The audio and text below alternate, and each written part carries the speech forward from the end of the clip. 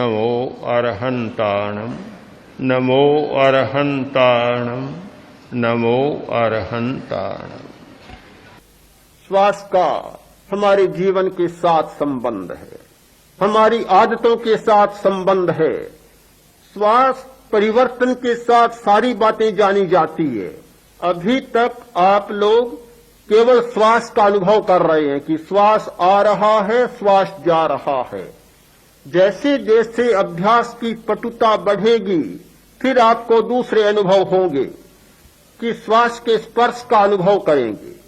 श्वास ठंडा आ रहा है या गर्म आ रहा है, इसका भी अनुभव होगा। श्वास की गंध का अनुभव होगा।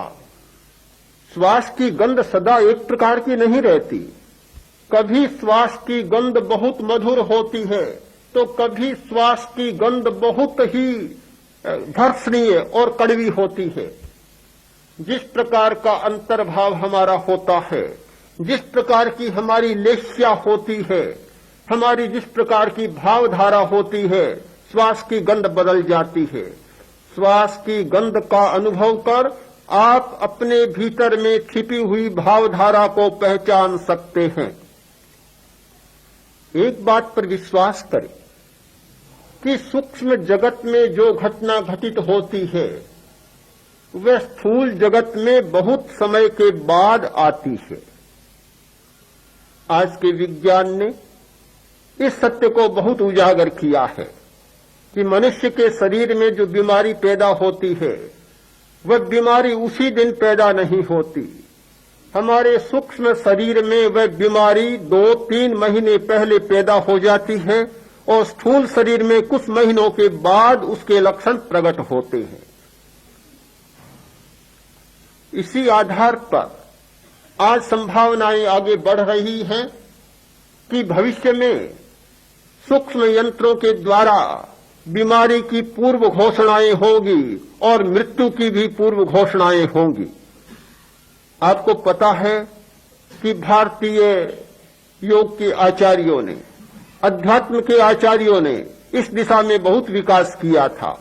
बीमारी की पूर्व घोषणा, मृत्यु की पूर्व घोषणा की अनेक पद्धतियां उन्होंने विकसित की थी। योग शास्त्र उन पद्धतियों का बहुत लंबा विवरण प्रस्तुत करते हैं।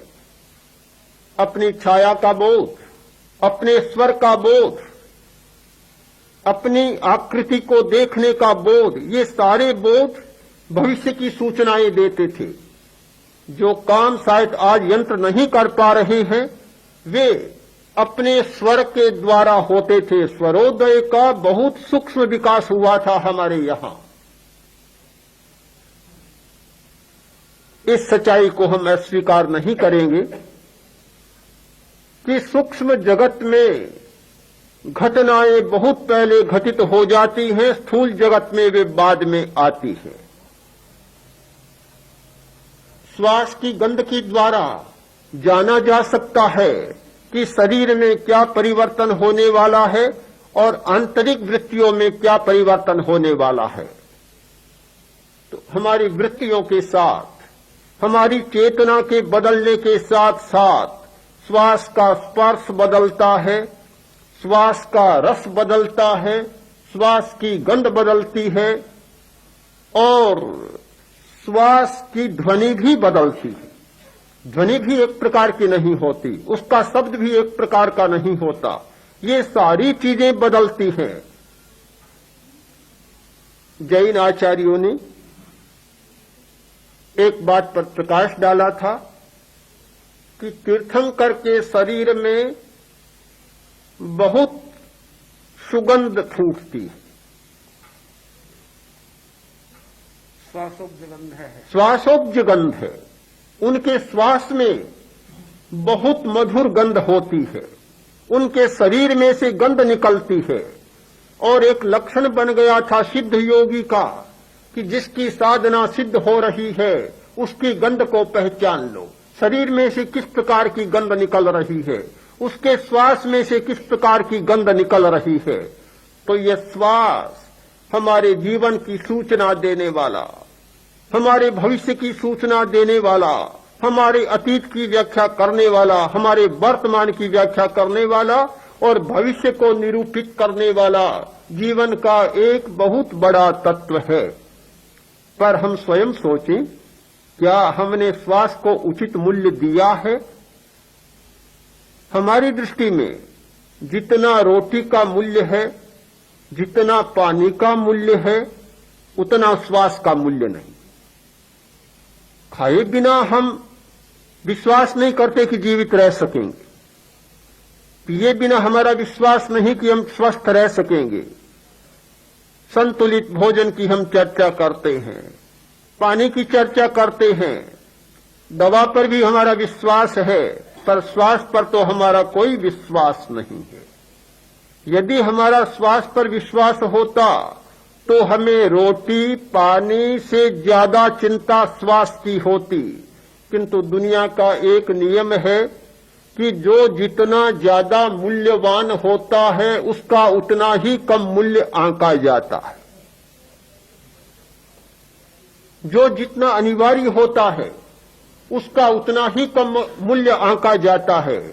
जीवन के लिए रोटी और पानी की उतनी अनिवार्यता नहीं है जितनी अनिवार्यता श्वास की है, और इतना व्यापक है, और इसीलिए हमारी दृष्टि में उसका कोई मूल्य नहीं। एक हमारे सामने समस्या है कि श्वास का अवमूल्यन। इससे आगे दूसरी समस्या है प्राण का अवमूल्यन। श्वास का बहुत मूल्य है, किंतु श्वास से भी ज्यादा मूल्य है हमारी प्राण धारा का। प्राण है तो श्वास है, यदि प्राण नहीं है तो श्वास होगा ही नहीं। प्राण श्वास का संचालन करता है, श्वास प्राण का संचालन नहीं करता। उससे ऊपर का तत्व है। प्राण से भी ज्यादा मूल्य है हमारी चेतना का। चेतना है तो प्राण शक्ति निर्मित होती है, और चेतना नहीं है तो प्राण का निर्माण नहीं होगा, श्वास का संचालन नहीं होगा। ये तीन तत्व हमारे सामने हैं।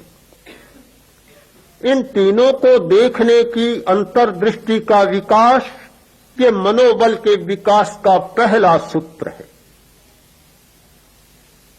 आज मनोबल के विकास के दूसरे सूत्र की कुछ संक्षिप्त सी चर्चा मुझे करनी है। वह है अपने अस्तित्व का बोध। हमें अपने अस्तित्व के बारे में जानकारी नहीं। हमें दर्शन की शक्ति प्राप्त है। हम दृष्टा हैं, ज्ञाता हैं, जानते हैं, देखते हैं, पर हमारे सामने दो हैं देखने के विषय, एक कर्म और एक कर्ता।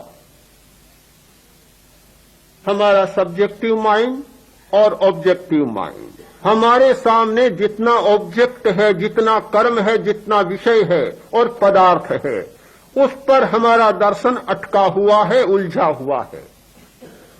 बहिर्दर्शन या पदार्थ दर्शन में हमारी दृष्टि प्रतिबद्ध हो गई है।